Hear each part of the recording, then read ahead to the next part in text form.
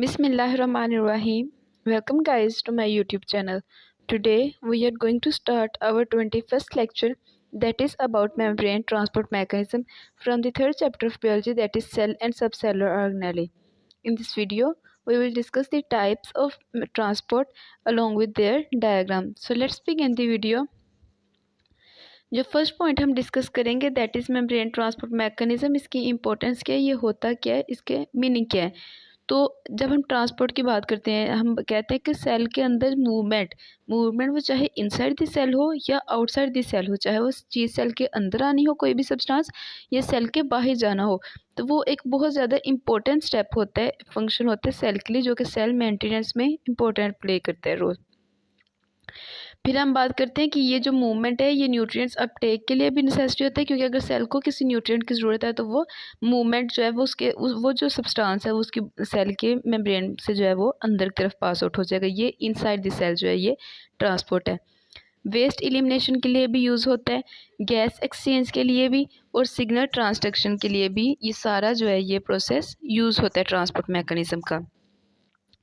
और सेल जो है वो बेसिकली रिलाई करेगा या डिपेंड करेगा प्लाज्मा मेम्ब्रेन के ऊपर, क्योंकि प्लाज्मा मेम्ब्रेन ही रेगुलेट करेगी transport of substances.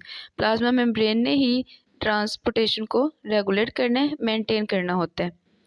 Transport mechanisms की बात करें तो ये बहुत ज़्यादा, इसलिए इस जो ट्रांसपोर्ट मैकेनिज्म है उसको मेम्ब्रेन ट्रांसपोर्ट मैकेनिज्म बोला जाता है, क्योंकि प्लाज्मा मेम्ब्रेन ने इसमें इंपॉर्टेंट रोल प्ले करना होता है।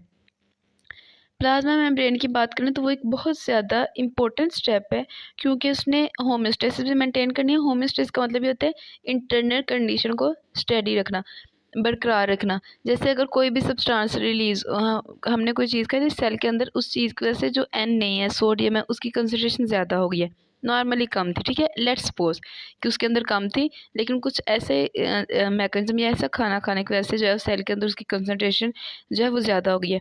तो अब सेल ने होम्योस्टेसिस में क्या करना है कि सेल की जैसे कंडीशन थी कि उसमें सोडियम कम थे तो सेल में कम ही होने चाहिए थे, तो वो सोडियम बाहर की तरफ जो है वो रिमूव हो जाएगी। तो इस तरह जो ट्रांसपोर्ट मैकेनिज्म है वो होम्योस्टेसिस को मेंटेन करने में हेल्प करेगा।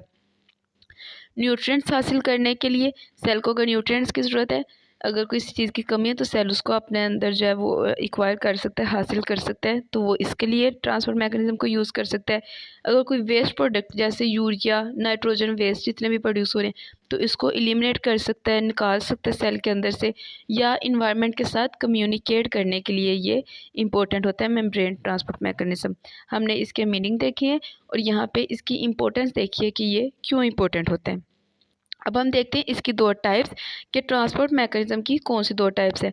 तो ट्रांसपोर्ट मैकेनिज्म दो तरह से होती है, एक होती है पैसिव ट्रांसपोर्ट, एक होती है एक्टिव ट्रांसपोर्ट। ट्रांसपोर्ट ऐसी ट्रांसपोर्ट जिसमें कोई भी एनर्जी इस्तेमाल नहीं होती उसको कहते हैं पैसिव ट्रांसपोर्ट, और ऐसे ट्रांसपोर्ट जिसमें एनर्जी इस्तेमाल हो उसको कहते हैं एक्टिव ट्रांसपोर्ट, ठीक है। पैसिव मीन सुस्त, तो जो आराम से हो रहा है without any use of energy, और एक्टिव मीन जिसको प्रॉपर एनर्जी चाहिए काम करने के लिए, वो एक्टिव ट्रांसपोर्ट होगी। पैसिव ट्रांसपोर्ट को देखते हैं, ये ऐसी प्लाज्मा मेम्ब्रेन के क्रॉस जो है ये मूवमेंट होती है जिसमें कोई भी एनर्जी का इस्तेमाल ना हो, कोई भी एनर्जी का खर्च ना हो। अब हम पैसिव ट्रांसपोर्ट की टाइप्स को डिस्कस कर लेते हैं। तो सबसे पहले पैसिव ट्रांसपोर्ट की जो टाइप आती है वो आती है डिफ्यूजन। डिफ्यूजन की बात करें तो इसमें लिक्विड या गैस की बेसिकली हम बात कर लेते हैं कि उनकी मूवमेंट होती है, क्योंकि सॉलिड के पार्टिकल्स तो बहुत स्ट्रॉन्गली पैक होते हैं ना, तो वो सॉलिड से डिफ्यूज़ नहीं कर सकता है, ठीक है। ऐसा कभी भी नहीं हो सकता कि लाइक अगर आपने एक स्फीयर टेबल रखी है तो वो आपस में डिफ्यूज़ कर जाए, ऐसा नहीं होता। ये लिक्विड और जो हमारे पास गैसेस होती हैं वो डिफ्यूज़ करती हैं, और इनकी मूवमेंट होना हायर कंसंट्रेशन से लोअर कंसंट्रेशन की तरफ, यानी कि जिस साइड पे कंसंट्रेशन या की ग्रेडियंट है, ग्रेडियंट का मतलब होता है ऊपर से नीचे आना, तो उसके अकॉर्डिंग ये आ रहे हैं। जैसे अगर हम परफ्यूम स्प्रे रूम फ्रेशनर करते हैं, ठीक है, एयर फ्रेशनर तो हम कर रहे हैं एक कॉर्नर में, लेकिन उसकी स्मेल जब सारे एरिया में आ गई, क्योंकि जहाँ पे हमने किया वहाँ पे उसके मॉलिक्यूल्स की कंसनट्रेशन ज़्यादा हो गई, और वो ज़्यादा कंसनट्रेशन फिर मूव करेगी लो की तरफ, और सारे कमरे में वो इक्विलिब्रियम हो जाएगी, यानी कि सारे कमरे में स्प्रेड कर जाएगी, फैल जाएगी, और एक इक्वल कंसंट्रेशन हो जाएगी हर जगह पे, जहाँ पे ज़्यादा थी वहाँ से कम की तरफ आके बराबर हो जाएगी। ये डिफ्यूजन होती है। इस जो मैकेनिज्म होता है या ये जो ट्रांसपोर्ट है, इसमें कोई भी एनर्जी इस्तेमाल नहीं होती और मॉलिक्यूल जो है वो मेम्ब्रेन के पास से आसानी से जो है वो डिफ्यूज़ कर जाते हैं, और इसलिए इसको पैसिव ट्रांसपोर्ट जो है वो बोला जाता है।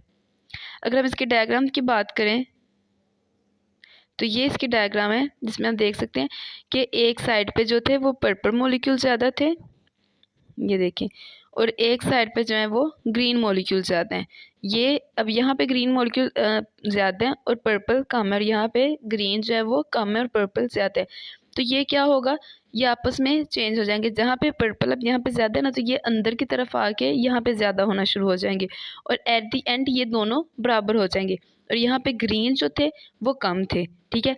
तो ग्रीन जो है वो इस साइड पे मूव करना शुरू कर देंगे, और एट दी एंड इनकी कंसंट्रेशन दोनों की बराबर हो गई है। जितने ग्रीन यहाँ पे थे उतने ही यहाँ पे हैं, और जितने पर्पल इस साइड पे थे अब उतने ही यहाँ पे है।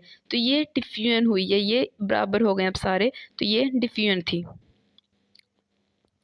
फिर हम बात करते हैं फैसिलिटेटेड डिफ्यूजन की। होती ये भी मूवमेंट ऑफ मॉलिक्यूल ही है, हायर कंसंट्रेशन से लो की तरफ, लेकिन इसमें बात करें तो इसमें एक स्पेसिफिक ट्रांसपोर्ट प्रोटीन यूज़ की जाती है, ठीक है। प्रोटीन की हेल्प से ये इस्तेमाल होते हैं। प्रोटीन जो हैं वो हेल्प करेंगे कि मूवमेंट करवाएं सब्सटेंसेस की हायर कंसंट्रेशन से लो की तरफ, और जहाँ पे प्रोटीन हेल्प करेंगे उसको कहते हैं फैसिलिटेटेड डिफ्यूजन है। ये भी पैसिव ट्रांसपोर्ट, इसमें कोई एनर्जी इस्तेमाल नहीं होती। और जो रेट है फैसिलिटेटेड डिफ्यूजन का, ये कि कितनी स्पीड पे हो रही है, ये डिपेंड करता है कि कितने ट्रांसपोर्ट प्रोटीन जो है वो अवेलेबल है। जैसे अगर ट्रांसपोर्ट प्रोटीन सिर्फ हमारे पास 2 हैं प्लाज्मा मेम्ब्रेन के अंदर फ्री, तो उन 2 ने ही वो करनी है ना ट्रांसपोर्ट। तो अगर हमारे पास 10 मॉलिक्यूल्स हैं तो हमें पता लग जाएगा कि पर सेकंड या पर जो हमारा यूनिट टाइम है उसके लिहाज से ये इस स्पीड के जा रहे हैं कि जितने वो हमारे पास फ्री होंगे ट्रांसपोर्ट प्रोटीन्स, उतने ही रेशियो से वो जो है वो ट्रांसपोर्ट कैरी की जाएगी। ये ट्रांसपोर्ट प्रोटीन है, ठीक है। अब ये प्लाज्मा मेम्ब्रेन है, इसके अंदर ट्रांसपोर्ट प्रोटीन प्रेजेंट थे। यहाँ से higher concentration, this is the higher concentration, और ये लो कंसंट्रेशन की तरफ जो है वो आ रहे हैं with the help of transport protein. ये जो था ये फैसिलिटेटेड डिफ्यूजन है। अब हम इसके टाइप्स की बात करते हैं। फैसिलिटेटेड डिफ्यूजन जो है वो 2 तरह की होती है। The first one is channel protein. Channel protein की बात करते हैं तो प्रोटीन हाइड्रोफिलिक होते हैं, यानी कि वाटर लविंग होते हैं। ये हमने सेल सिग्नलिंग में भी देखा था कि प्रोटीन जो होते हैं वाटर सोलुबल होते हैं, वाटर लविंग होते हैं। तो ये क्या करेंगी, ये स्पेशल जो प्लाज्मा मेम्ब्रेन पे ये प्रेजेंट है, ये अलाउ करेंगे कुछ खास मॉलिक्यूल को या आयंस को कि वो इसमें से पास कर सकें। जितने भी वाटर सोल्यूबल सब्सटेंस होंगे वो प्रोटीन में से पास कर जाएंगे। चैनल प्रोटीन रास्ता प्रोवाइड करते हैं, पाथवे देते हैं, ठीक है। आपने ये बहुत इंपॉर्टेंट पॉइंट याद रखते हैं कि ये रास्ता देते हैं, चैनल्स जो है ये सुरंगें बना देते हैं जहाँ से वो कोई चीज़ भी गुजर सकती है, सड़क जैसे देना किसी चीज़ को कि वो मूव कर सके यहाँ से। ये गेटेड भी हो सकते हैं और नॉन गेटेड भी हो सकते हैं। नॉन गेटेड मीन अगर कोई इन पे बाउंड्री नहीं, जब चाहे आ सकते हैं, जब चाहे जा सकते हैं। और गेटेड चैनल का मतलब ये होता है कि वो स्पेसिफिक स्टिमुलस के आने पे खुलेंगे, वरना क्लोज रहेंगे। तो ये जो है, या वो स्टिमुलस वोल्टेज हो सकता है, लाइगेंट हो सकता है, मैकेनिकल स्ट्रेस हो सकता है, कोई भी ऐसा कि गेटेड का मतलब दरवाज़ा बंद है और जब तक कोई स्टिमुलस स्पेसिफिक स्टिमुलस ना आए, ख़ास कोई उससे नौकरियाँ करेगा तो वो नहीं खुलेंगे। और नॉन गेटेड जब मर्जी हो जाए। फिर इनकी एग्जांपल की बात करते हैं, इसमें आयन चैनल्स हो सकते हैं। आयन चैनल्स जो हैं वो आयन को मूव करवाएंगे, या एक्वा पोर्स हो सकते हैं। एक्वा पोर्स ये water, aqua mean water, porin mean pores, ये वाटर के लिए पोर्स होते हैं जो कि वाटर की ट्रांसपोर्ट करवाएंगे। सेकंड, हमने फैसिलिटेटेड डिफ्यूजन के टाइप्स का स्टार्ट किया हुआ है। तो first one is channel, second one is carrier protein. Carrier वो जो लेके जाते हैं, चैनल सिर्फ रास्ता देते थे, गुजर वो खुद ही जाते थे। कैरियर प्रोटीन क्या करते हैं, ये जिस भी मॉलिक्यूल ने ट्रांसपोर्ट होना है उसके साथ खुद बाइंड हो जाते हैं, ठीक है। लाइक इन्होंने अगर सोडियम को ट्रांसपोर्ट करना है तो सोडियम के साथ खुद बाइंड हो जाएंगे, और उसको बाइंड करने से इनके अंदर कन्फर्मेशनल चेंज आते हैं, इनकी शेप चेंज होती है, और फिर ये जो है ये मूव करेंगे क्रॉस दी मेम्ब्रेन। और ये बहुत ज़्यादा स्पेसिफिक होते हैं क्योंकि ये हर एक के साथ बाइंड नहीं करते, और इनकी एबिलिटी जो है ट्रांसपोर्ट एबिलिटी, ये डिपेंड करती है इनकी सैचुरेशन पे। सैचुरेशन का मतलब ये होता है कि मैक्सिमम ट्रांसपोर्ट, जहाँ पे सारे के सारे प्रोटीन्स, कैरियर प्रोटीन्स जो हैं वो फिल हो गए हैं, वो सब जो है वो कैरी कर रहे हैं किसी ना किसी ट्रांसपोर्ट मॉलिक्यूल को, और अब जो है वो मज़ीद जगह नहीं है। जितनी मर्जी हाई कंसनट्रेशन एक तरफ है और लो एक तरफ है, ट्रांसपोर्ट उतने ही रेट पे हो रही है क्योंकि वो फ्री कोई भी नहीं है जितनी भी ट्रांसपोर्ट प्रोटीन है। तो इस पॉइंट को हम कहते हैं सैचुरेटेड, जब मज़ीद ट्रांसपोर्ट में इंक्रीज़ नहीं हो रहा। इसकी एग्जाम्पल की बात करें, ग्लूकोज ट्रांसपोर्टर है, ग्लूकोज ट्रांसपोर्टर की बात करें तो ये फैसिलिटेट करेगा कि वो ग्लूकोज को पास करे। अमाइनो एसिड ट्रांसपोर्टर्स ये हेल्प करेगा कि अमाइनो एसिड सेल के अंदर या बाहर मूव कर सकें। ये थी इसकी एग्जांपल। अब हम सिंपल डिफ्यूजन और फैसिलिटेटेड में डिफ्यूजन की जो है वो इसमें डिफरेंस की बात कर लेते हैं। सबसे पहले आता है मैकेनिज्म। मैकेनिज्म की बात करें तो जो सिंपल डिफ्यूजन है वो डायरेक्टली होगी, ठीक है, वो डायरेक्ट हो रही है लिपिड मेम्ब्रेन से। फैसिलिटेटेड डिफ्यूजन जो है वो डायरेक्ट नहीं हो रही बल्कि वो ट्रांसपोर्ट प्रोटीन की हेल्प से जो है वो हो रही है। एनर्जी रिक्वायरमेंट की बात है तो नो एनर्जी रिक्वायरमेंट, और यहाँ बात करें कि इन पे भी ये भी पैसिव और इनमें भी no energy requirement. Types of molecule की बात करते हैं तो ये नॉन पोलर और जितने भी छोटे छोटे हैं substances like oxygen, carbon dioxide या लिपिड सोलबल सब्सटेंसेस को मूव करवाते हैं। और ये पोलर चार्ज्ड आइंस जो हमने ऐसे डिस्कस किया था। ग्लूकोज अमाइनो एसिड्स जो हैं जो आम तौर पे हाइड्रोफोबिक कोर की वजह से लिपिड बाइलर से पास नहीं कर सकते, डायरेक्टली मेम्ब्रेन से पास नहीं कर सकते। मेम्ब्रेन लिपिड्स की है, वो वाटर सोलुबल्स को अलाउ नहीं करेगी, तो ये क्या करते हैं उनको पाथवे प्रोवाइड करते हैं कि वो वहाँ से गुजर सकें, ठीक है, जो कि आमतौर पे मेम्ब्रेन से पास नहीं कर रहे। ये जो प्रोटीन्स होती हैं ये उनको पास करवाती हैं। रेट ऑफ मूवमेंट की बात करें तो ये जो रेट ऑफ मूवमेंट है ये डिपेंड करता है परमेबिलिटी का, क्या वो चीज़ सेल प्लाज्मा मेम्ब्रेन से पास कर सकती है, येस या नो, या ग्रेडियंट कितना है। लेकिन इनका जो रेट ऑफ जो परमेबिलिटी है या रेट ऑफ फ्लो जो है वो डिपेंड करेगा कि कितने जो है वो ट्रांसपोर्ट प्रोटीन अवेलेबल है। अगर ज़्यादा अवेलेबल है तो ज़्यादा ट्रांसपोर्ट हो जाएगी, अगर कम अवेलेबल है तो कम ट्रांसपोर्ट होगी। तो ये जो है ये सैचुरेशन पे डिपेंड करना कि जब सारे फिल हैं तो वो सैचुरेट हो गए, तो हम कहते हैं सैचुरेट का मतलब होता है कि सारी ट्रांसपोर्ट प्रोटीन जो है वो फिल हो गई हैं, तो अब मज़ीद ट्रांसपोर्ट नहीं हो रही है, उस पर डिपेंड करते हैं कि उसका सैचुरेशन रेट क्या है प्रोटीन्स का, वो कब सारी फिल हो जाती हैं उसकी स्पेसिस, तो वो इस चीज़ पर डिपेंड करता है। तो ये इनमें डिफरेंस था। अब हम इसके थर्ड टाइप की बात करते हैं। पैसिव में हमने दो टाइप्स देख ली, एक हमने देखी डिफ्यूजन, फिर हमने देखी फैसिलिटेटेड डिफ्यूजन। अब हम तीसरी टाइप की बात करते हैं, दैट इज़ ओस्मोसिस। ओस्मोसिस की बात करें तो ये एक ऐसा प्रोसेस है जिसमें वाटर मॉलिक्यूल्स, ओस्मोसिस की टर्म जो है ये स्पेसिफिक होती है वाटर के लिए, इसमें वाटर मॉलिक्यूल जो है वो मूव करता है प्लाज्मा मेम्ब्रेन के अक्रॉस हायर कंसनट्रेशन से लो की तरफ, है डिफ्यूजन की तरह, लेकिन ये टर्म लिमिट कर दी गई है सिर्फ वाटर के लिए। इसमें हम जो सबसे इंपॉर्टेंट पॉइंट डिस्कस करते हैं वो डिस्कस करते हैं टोनिसिटी। टोनिसिटी का जो पॉइंट होता है उसका मतलब होता है रिलेट करना कंसंट्रेशन को। लाइक अगर हमारे पास दो सॉल्यूशंस हैं, ठीक है, तो हमने देखा कि जो एक के अंदर चीनी हमने डाली 5 ग्राम, एक के अंदर डाली 10 ग्राम, तो पानी जो है वो 5 ग्राम वाली में जो है वो ज़्यादा होगा और 10 ग्राम में कम होगा, तो वो मूव करेगा, ठीक है, जहाँ पे ज़्यादा चीनी है उसकी तरफ मूव करेगा, क्योंकि उसमें सोल्यूट जो है वो कम है, उसमें सोल्यूट 90% सॉरी वाटर मॉलिक्यूल 90% है तो लो ग्रेडियंट हो गया, और दूसरी साइड पे 95% है तो हाई ग्रेडियंट हो गया। ये कंपेयर करके जो है वो मूवमेंट होती है वाटर की। हाइपरटोनिक सोल्यूशन का मतलब ये होता है कि ऐसी कंडीशन होना जहाँ पे सोल्यूट ज़्यादा थे, हाइपर मीन ज़्यादा, tonic mean solute, and hypotonic जहाँ पे सोल्यूट कम थे, आइसोटोनिक जहाँ पे इक्वल कंसंट्रेशन थी इनसाइड और आउटसाइड दी सेल। ये देखें, जैसे अब ये एक जो है ये हमारे पास एक ये जो है वो सोल्यूट मॉलिक्यूल है, ये जो स्टार से आपको नजर आए ये सोल्यूट पार्टिकल्स है, यहाँ पे एक है, यहाँ पे 3 है, यानी कि यहाँ पे वाटर ज़्यादा है। ये सोल्यूशन हाइपोटोनिक है, इसमें सोल्यूट कम है, ये हाइपरटोनिक है, इसमें सोल्यूट जो है वो ज़्यादा है, तो वाटर जो है वो यहाँ से यहाँ की तरफ आएगा ताकि इसमें और इसमें जो रेशियो है वो इक्वल कर सके। इस तरह जो वाटर की मूवमेंट है उसको हम कहते हैं ओस्मोसिस। ओस्मोसिस की डायरेक्शन की बात करें कि किस साइड पे मूव करती है, तो वाटर जो है वो हमेशा हायर कंसंट्रेशन से लो तरफ मूव करेगा और उसको एनर्जी की ज़रूरत नहीं, इसलिए वो पैसिव ट्रांसपोर्ट है। डायरेक्शन की बात करते हैं तो जो ओस्मोसिस की डायरेक्शन है वो डिपेंड करती है कि दोनों साइड पे कंसंट्रेशन के जो है वो सोल्यूट के कंसंट्रेशन क्या है। जैसे अब यहाँ पे सोल्यूट कंसंट्रेशन ज़्यादा थी ना, यहाँ पे कम है, तो वाटर जो है वो यहाँ से इस साइड पे मूव करेगा, this is the direction of water. Water हमेशा हाइपोटोनिक सॉल्यूशन से हाइपरटोनिक की तरफ मूव करते हैं, जैसे हमने यहाँ पे देखा कि हाइपोटोनिक की तरफ से हाइपरटोनिक में मूव कर रहा था। अगर इस कॉन्सेप्ट की मज़ीद समझना है तो आप सिर्फ ये देखें कि आपके पास 2 ग्लास हैं या 2 सेट्स हैं, सोल्यूशन के दरमियान में प्लाज्मा मेम्ब्रेन है, तो क्या होगा कि वाटर जो है एक में आपने चीनी डाल दी है 50, वाटर में चीनी सोलबल हो जाती है ना, तो 50 ग्राम चीनी है और 50 ग्राम पानी है, तो 100 ग्राम वो पूरा सोल्यूशन बन गया। दूसरी साइड पे 30 ग्राम चीनी है और 70 ग्राम जो है वो पानी है और सोल्यूशन। अब देखें पानी 70 और दूसरी साइड था 50, तो ग्रेडियंट बन गया ना। तो ये अब वो जहाँ पे सल्यूट कम थे वो हाइपोटोनिक और जहाँ पे सल्यूट ज़्यादा थे वो हाइपरटोनिक। तो वाटर अपने ग्रेडियंट के इनक्रॉस जो है वो मूव करेगा और हम इसको कहते हैं कि ये जो है ये हाइपोटोनिक से हाइपरटोनिक की तरफ जो है वो मूव कर रहा है। लेकिन एक्चुअल में होता ही वो वाटर कंसनट्रेशन ये है कि वहाँ पे कम थी सोल्यूशन में और वहाँ पे ज़्यादा थी, तो वाटर जो है उसके क्रॉस जो है वो मूव करते हैं। मेंटेनिंग टर्गर की बात करते हैं। टर्गर जो है ये इसका मतलब होता है कि सख्त जो है ना करना, इस चीज़ को मेंटेन रखना वाटर लेवल को। ऐसा ना हो कि ये बिल्कुल हार्ड हो जाए या ऐसा ना हो कि बिल्कुल ही सेल जो है वो श्रिंक हो जाए, सिकुड़ जाए। तो जो नॉर्मली वाटर के प्रेशर को मेंटेन रखना इसको टर्गर कहते हैं।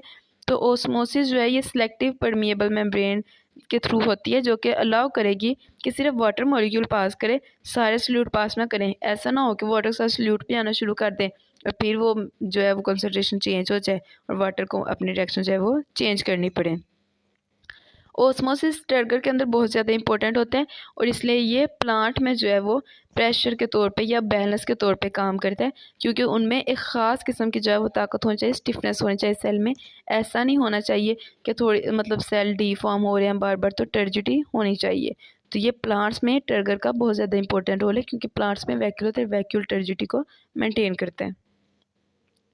अब हम फैक्टर्स की बात कर लेते हैं, कौन कौन से फैक्टर हैं जो कि इन्फ्लुएंस करेंगे डायरेक्शन को और रेट ऑफ ऑस्मोसिस को। अगर हम इनकी बात करें तो ये ऑस्मोटिक ग्रेडियंट पे डिपेंड करता है कि कितना ऑस्मोटिक ग्रेडियंट है, यानी कि कितना फ़र्क है दोनों सॉल्यूशंस में, और परमेबिलिटी वॉल की कितनी है, इस चीज़ पे डिपेंड करता है। और इसके साथ ना एक स्पेसिफिक प्रोटीन्स होते हैं जिनको एक्वापोरिन बोला जाता है। एक्वापोरिन जो वाटर को पास करें, जो हमने अभी पीछे भी डिस्कस किया, aqua mean water, porin mean pores, सुराख। तो ये जो है ये बहुत ज़्यादा इंपॉर्टेंट रोल प्ले करती हैं कि रेगुलेट करना ना सेल को, जो हाइड्रेशन है या वॉल्यूम है उसके अकॉर्डिंग जो है वो मेंटेन रखना कि कितना पानी चाहिए था। अगर पानी कम चाहिए ज़्यादा चाहिए तो एक्वापोरेंट्स के थ्रू जो है ये ट्रांसपोर्ट होते हैं। ओस्मोसिस के बाद हमारे पास एक बहुत इंपॉर्टेंट पॉइंट आता है, that is reverse osmosis. Reverse osmosis में ये होता है कि उल्ट हो जाता है ये प्रोसेस। ये एक बहुत ज़्यादा इम्पोर्टेंट टेक्निक है, ठीक है, टेक्नोलॉजी है, जिसमें क्या होता है कि वाटर को प्योरिफिकेशन किया जाता है, जहाँ पे रिमूविंग किया जाता है कंटेमिनेट, जितने भी उसके अंदर गंदी चीज़ें हैं या इम्प्योरिटीज़ हैं, पानी गंदा है, तो उसको साफ़ करने के लिए एक प्रोसेस कहते हैं रिवर्स ओस्मोसिस। जैसे नेचुरल ओस्मोसिस होती है ना कि हायर से लोअर, इसमें ऐसा नहीं होता, ये रिवर्स करेगी। तो ये लो से हाई की तरफ होगी और ये क्या करेंगे, ये प्रेशर अप्लाई कर देते हैं। प्रेशर अप्लाई करेंगे, प्रेशर अप्लाई करने से जो वाटर है वो पुश किया जाएगा बाहर की तरफ और जो है वो वाटर हायर से लोअर की तरफ मूव करेगा, ठीक है।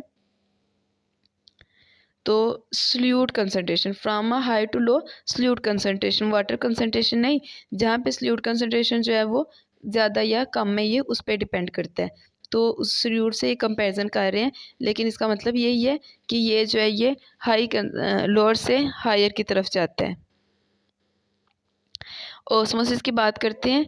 देखिए आप यहाँ पे दो सॉल्यूशंस देख सकते हैं, ये वाटर है, ये इम्प्योर है, ठीक है। ग्रीन कलर का जो वाटर है उसके अंदर बहुत ज़्यादा जो है वो इम्प्योरिटीज़ हैं और ये जो है ये साफ़ पानी है, इम्प्योर वाटर है।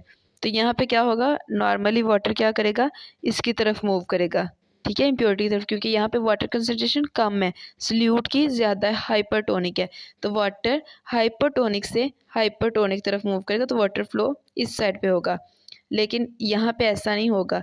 रिवर्स ऑस्मोसिस में क्या होगा, रिवर्स में ऐसा होता है कि यहाँ पे प्रेशर अप्लाई किया जाता है। प्रेशर अप्लाई करने से वाटर जो है ये हायर कंसंट्रेशन से लोअर कंसंट्रेशन ऑफ वाटर से हायर की तरफ मूव कर वाटर प्योर होता जा रहा है और इम्प्योरिटी तो पास हो नहीं सकती, तो वो यहाँ पे पास नहीं होगी और इस तरह जो वाटर है वो प्योर होता जाएगा, ठीक है। हमने कहा था वाटर मूव करेगा जहाँ पे हायर टू, देखिए higher to low solute concentration, तो हायर कंसंट्रेशन से सल्यूट कंसंट्रेशन जहाँ पे कम है वाटर, उसके जो है डायरेक्शन में मूव करेगा, तो वाटर फ्लो इस साइड पे होगा। एप्लीकेशन की बात करते हैं कि ये प्रोसेस यूज़ कहाँ पे किया जाता है। इस प्रोसेस की बात करें तो ये फ़िल्टर आउट करेगा साल्ट्स को, इम्प्योरिटीज़ को, और क्लीन वाटर देगा। जैसे अब यहाँ पे देखें जितनी भी इम्प्योरिटीज़ हैं वो पीछे रहती जाएंगी और क्लीन वाटर जो है वो, प्योर वाटर जो है वो आगे आता रहेगा, क्योंकि इस परमिएबल मेम्ब्रेन में सिर्फ वाटर को अलाउ करना है कि वो पास कर सके, बाकी सब्सटेंसेस यहाँ से पास नहीं कर रहे। रिवर्स ऑस्मोसिस जो है वाटर ट्रीटमेंट के लिए यूज़ किया जाता है, पानी को साफ़ करने के लिए। या डेसिलिनेशन, ये वो पानी होता है जिसमें नमकियाँ जो है वो ज़्यादा होती हैं। डिसैलिनेशन तो ये उसमें होता है। और ये घरों में house hold water purification system जो है उसमें भी इस्तेमाल किया जाता है। ये थे हमारे पास पैसिव ट्रांसपोर्ट, जिसमें हमने डिफ्यूजन को देखा, फैसिलिटेटेड डिफ्यूजन को देखा। फैसिलिटेटेड डिफ्यूजन की दो टाइप्स को देखा, that is channel proteins and carrier proteins. फिर हमने ओस्मोसिस को देखा, इसके डायरेक्शंस को देखा, और इसके बाद रिवर्स ओस के रेट को देखा, और रिवर्स ओस्मोसिस और इसकी एप्लीकेशंस को देखा। अब हम बात करने लगे एक्टिव ट्रांसपोर्ट की। एक्टिव ट्रांसपोर्ट वो होते हैं जो कि लो कंसनट्रेशन से हाई की तरफ मूव करते हैं, और ये इसलिए और ये एनर्जी इस्तेमाल करते हैं, इसलिए इनको एक्टिव ट्रांसपोर्ट जो है वो बोला जाता है। इनकी टाइप्स की बात करें तो इसकी जो है वो फॉलोइंग टाइप्स हम डिस्कस करते हैं। सबसे पहले इसकी टाइप कैरियर प्रोटीन, जैसे फैसिलिटेटेड डिफ्यूजन में था, लेकिन वो हायर से लोअर की तरफ जाते थे। ये जो है ये लो से हायर की तरफ जो है वो जाएंगे अगेंस्ट द कंसनट्रेशन ग्रेडियंट, यानी कि ये ऐसा नहीं करेंगे ज़्यादा से कम की तरफ आए, बल्कि ये कम से ज़्यादा की तरफ उल्टी जाएंगे। ठीक है। नॉर्मली अगर पानी की बात करें, जब पानी गिरता है तो पानी जो है वो जहाँ आगे की तरफ मूव करता है, क्योंकि वहाँ पे तो वाटर मॉलिक्यूल नहीं थे, और जहाँ से ज़्यादा वहाँ से आगे की तरफ मूव करता है, हाई से लो की तरफ मूव कर रहा होता है। लेकिन इसमें उल्टा जा रहा होता है, जहाँ पहले ही ऑलरेडी चीज़ ज़्यादा ये वहाँ की तरफ ही मूव करती है, इसलिए इसको एनर्जी भी चाहिए होती है। अब हम इसकी एग्जाम्पल की बात करते हैं। जो नर्व सेल्स की मेम्ब्रेन है उनके पास कैरियर प्रोटीन्स होते हैं, जिसको बोलते हैं सोडियम पोटाशियम पंप। ठीक है, नर्व सेल्स में। ये आपने जब पढ़ा होगा ये टॉपिक के इम्पल्सिस का टॉपिक, एक्टिव इम्पल्स और जो है वो resting membrane potential, active membrane potential. ठीक है, कंडक्टिंग या नॉन कंडक्टिंग नर्व इम्पल्स, इस लिहाज से अगर आपने पढ़ा तो आपको पता होगा नर्व सेल के अंदर एक पंप होता है, इसको बोला जाता है सोडियम पोटाशियम पंप। जब रेस्टिंग फेज में होता है, यानी कि कोई मैसेज भी नर्व इम्पल्स कंडक्ट नहीं की जा रही, तो जो पंप होता है वो क्या करके वो एनर्जी स्पेंड करता है कि पोटाशियम की कंसनट्रेशन हाई रहे और सोडियम की कंसनट्रेशन सेल के अंदर कम रहे। तो बाहर जितने भी पोटाशियम होते हैं वो अंदर की तरफ आए जाते हैं, अंदर की कंसनट्रेशन ज़्यादा होती है, लेकिन वो फिर भी मूव करते रहते हैं। और सोडियम बाहर की तरफ जाते रहते हैं, बाहर ज़्यादा है सोडियम, लेकिन फिर भी बाहर की तरफ मूव करते रहते हैं। तो और एटीपी जो है वो इस प्रोसेस में यूज़ किए जाते हैं, और इस तरह जो है वो एनर्जी इस्तेमाल की जाती है, और ये एक्टिव ट्रांसपोर्ट जो है वो होती है। जैसे हम देखते हैं ये ट्रांसपोर्ट प्रोटीन्स थे। देखिए हमने कैरियर प्रोटीन से बात किया, तो ये जो है ये प्रोटीन्स हैं, और ये प्लाज्मा मेम्ब्रेन है। तो ये आउटसाइड द सेल है और ये इनसाइड द सेल है। आउटसाइड द सेल इन्होंने मेंटेन करना है सोडियम को। ठीक है, सेल की आउटसाइड में सोडियम जो है उसको ज़्यादा करना है। तो ये सोडियम जो है ये बाहर की तरफ जो है वो ट्रांसपोर्ट की जाती है। ऑक्सीजन जो है सॉरी एटीपी जो है वो यूज़ किए जा रहे हैं। और जितने भी ये ऑरेंज में आपको नज़र आ रहे हैं पोटाशियम, ये इनसाइड मूव करेंगे, ये एटीपी को यूज़ करते रहेंगे। ये देखिए यहाँ से पाथ जो है ये खुला। ठीक है, यहाँ पे वो है, उसके बाद एटीपी यूज़ कर रहे हैं, एटीपी के बॉन्ड होने से इनकी कंफर्मेशनल चेंज हुए और वो यहाँ से पास हो रहे हैं। तो ये जो थे ये प्रोसेस है जिसके थ्रू जो है ये एक्टिव ट्रांसपोर्ट कैरियर प्रोटीन्स में हो रही है। फिर हम सेकंड टाइप की बात करते हैं, दैट इज़ एंडोसाइटोसिस। एंडोसाइटोसिस में बात करें तो जो बल्की मटेरियल्स होते हैं, हैवी मटेरियल्स होते हैं, वो प्लाज्मा मेम्ब्रेन की अंदर की तरफ जो है वो मूव करते हैं। यानी कि अगर कोई सेल जो है वो रखा गया है ऐसी कंसनट्रेशन में जहाँ सेल के अंदर सोडियम ज़्यादा है, बाहर कम है, लेकिन फिर भी सोडियम अगर सेल के अंदर जाना है, या अगर हम कैल्शियम की बात कर लेते हैं, कैल्शियम ने अंदर मूव करना है, तो फिर ये सारा जो है वो एक्टिव ट्रांसपोर्ट के थ्रू जो है वो अंदर की तरफ मूव करेंगे। तो प्लाज्मा मेम्ब्रेन के अंदर जब कोई चीज़ मूव करती है इसको कहते हैं endo. Endo mean inner side. इसमें जो है कुछ प्लाज्मा मेम्ब्रेन का जो पोर्शन है वो इन्वेजिनेट करते हैं लाइक दिस। ये प्लाज्मा मेम्ब्रेन थी, ये जो है ये फूड है, ये आउटसाइड द सेल। अब ये अंदर की तरफ जाएगी, अंदर की तरफ जाने के बाद जो है इसके ऊपर जो है ये ऊपर से पिंच हो गई है, जुड़ गई है। जुड़ने के बाद फिर यहाँ से टूट गई है और एक वेजिकल बन गया, और उस वेजिकल को मटीरियल जो है उसको सेल के अंदर पास किया जाता है जहाँ पे उसकी ज़रूरत हो। तो वही बात हम यहाँ कर लेते हैं कि सबसे पहले वो मूव करेगा, मूव करने से जो उसका पोर्शन है वो इन्वेजिनेट्स होगा अंदर की तरफ। ठीक है, इन्वेजिनेट होने के बाद जब वो दूसरी जगह, तो उसके जो एंड्स है वो सील हो जाएंगे, बंद हो जाएंगे, एक छोटी सी वेजिकल बन जाएगी, और फिर जो वेजिकल है वो डिटैच हो जाएगी और साइटोप्लाज्म में मूव करेगी। टाइप्स की बात करते हैं, इसमें जो है वो फेगोसाइटोसिस और पाइनोसाइटोसिस दो तरह की होती है। अगर हम सॉलिड पार्टिकल्स की बात करें तो वो फेगोसाइटोसिस, और अगर हम लिक्विड पार्टिकल्स की बात करें, ड्रॉपलेट्स की फॉर्म में कोई चीज़ आ रही तो वो पाइनोसाइटोसिस, ये इसकी टाइप थी। ये आप दोबारा डायग्राम देखें कि यहाँ से वेजिकल आई, प्लाज्मा मेम्ब्रेन अंदर की तरफ इन्वेजिनेट हुई, इन्वेजिनेट होने के बाद ये इसके जो एंड्स थे वो सील हो गए और एक स्मॉल वेजिकल बनी और फिर ये इससे सेपरेट हुई, डिटैच हुई और साइटोप्लाज्म में मूव करेगी। फिर एक बहुत इंपॉर्टेंट पॉइंट आता है receptor mediated endocytosis. Receptor mediated endocytosis में बात करें तो ये कैसा प्रोसेस है, रिसेप्टर प्रोटीन जो है वो पिक करते रहते हैं। मतलब अगर सेल के अंदर किसी चीज़ ने ज़्यादा होना है तो वो जो रिसेप्टर प्रोटीन्स हैं वो बताती रहेंगी कि जहाँ पर सब चीज़ नजर आएगी वो पकड़ पकड़ के अंदर जो है सेल के रखी जाएंगे और एक वेजिकल जो है वो बनाए जाते हैं। एग्जाम्पल की बात करें जैसे कोलेस्ट्रोल है, लिवर के अंदर कोलेस्ट्रोल का रेट ज़्यादा होता है, वो ज़्यादा स्टोर होता है, ठीक है। तो लिवर के पास रिसेप्टर है कोलेस्ट्रोल के लिए या फैट्स के लिए, ठीक है। तो कोलेस्ट्रोल क्या करेगा, वो ब्लड के अंदर मूव करेगा और लो डेंसिटी लिपोप्रोटीन्स जो है वो बनाएगा।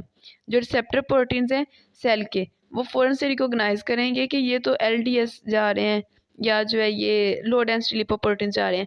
तो रिसेप्टर प्रोटीन है, ये फ़ौरन से जो है उनको अपनी तरफ अट्रैक्ट करेगी और उनको बाइंड कर लेगी। रिकॉग्नाइज करने के बाद उनको जो है वो ब्लड से ले लेगी और अपनी जो बॉडी है उसके अंदर, सेल बॉडी जो है उसके अंदर वो रख लेगी। तो ये एंडोसाइटोसिस, क्योंकि उस सेल के अंदर कोई चीज़ गई है ना, तो ये एंडोसाइटोसिस है। और ये रिसेप्टर मेडिएटेड है कि रिसेप्टर जज करता है कि चीज़ कहाँ पे है और वहाँ पे फिर जो है वहाँ से उसको अपनी तरफ जो है वो अट्रैक्ट करके सेल के अंदर ट्रांसपोर्ट कर देता है। जैसे हमने कोलेस्ट्रोल को देखा कि कोलेस्ट्रोल जो है ये जहाँ पे लो डेंसिटी लिपोप्रोटीन्स को देखेंगे उन्हें अपनी तरफ रिकॉग्नाइज करेंगे और उनको ले लेंगे। ये देखिए ये लो डेंसिटी लिपोप्रोटीन्स है, इसका स्ट्रक्चर है कि इसमें फॉस्फोलिपिड्स आउटर लेयर है, कोलेस्ट्रॉल अंदर है और प्रोटीन्स जो हैं ये साइड पे रिसेप्टर हैं। तो ये रिसेप्टर प्रोटीन्स थी, ये ब्लड यहाँ से पास किया तो ये रिसेप्टर प्रोटीन्स फ़ौरन से इसके साथ बाइंड हो जाएंगी और बाइंड करके उसको अंदर की तरफ ले आएंगी। तो जो रिसेप्टर प्रोटीन की वजह से हो उसको कहते हैं सेल मेडिएटेड रिसेप्टर एंडोसाइटोसिस। इसके बाद हम बात करते हैं लास्ट की, दैट इज़ एक्सोसाइटोसिस। एक्सोसाइटोसिस में एक्सो मीन आउटसाइड, तो इसमें सेल से कोई चीज़ बाहर की तरफ जानी होती है, कोई भी मटेरियल जो है वो बाहर की तरफ मूव करेगा। तो इसमें क्या होता है, जो भी मटेरियल बाहर की तरफ मूव करेगा उसे सबसे पहले मेम्ब्रेन के अंदर पैक किया जाता है और एक वेजिकल बनाई जाती है। फिर उस वेजिकल को जो है वो प्लाज्मा मेम्ब्रेन से बाहर भेजा जाता है और वो फ्यूज़ कर दिया अपना सारा मटेरियल जो है वो बाहर की तरफ जो है वो रिलीज़ कर देती है और जो उसकी मेम्ब्रेन होती है वो प्लाज्मा मेम्ब्रेन का पार्ट बन जाती है। दिस इज़ लाइक ये जो मटेरियल है ये ट्रांसपोर्ट होना है बाहर की तरफ, तो इसको पैक कर दिया जाता है सबसे पहले, ठीक है। ये वेजिकल बन गई, ये वेजिकल जाके मिलती है प्लाज्मा मेम्ब्रेन के अंदर, फिर इसके साथ फ्यूज़ होती है, मिलती है और एक ओपनिंग हो जाती है। एंडोसाइटोसिस में एंड सील होते थे, इसमें एंड्स जो हैं ये ओपन हुए हैं, तो ये ओपनिंग हो जाएगी और यहाँ से जितना मटीरियल जो था वो बाहर की तरफ फ्यूज़ कर जाएगा और प्लाज्मा और ये जो मेम्ब्रेन है ये फिर सेल मेम्ब्रेन का हिस्सा जो है वो बन जाएगी। तो ये एक्सोसाइटोसिस थी, ये वो मैकेनिज्म था जिसके थ्रू जो है मटीरियल आउटसाइड द सेल जो है वो रिलीज होता है। So this is all about the lecture. Hope you will get it. If you find any confusion regarding the cell transport system या membrane transport system, you can ask me in the comment section. See you in the next video. Take care.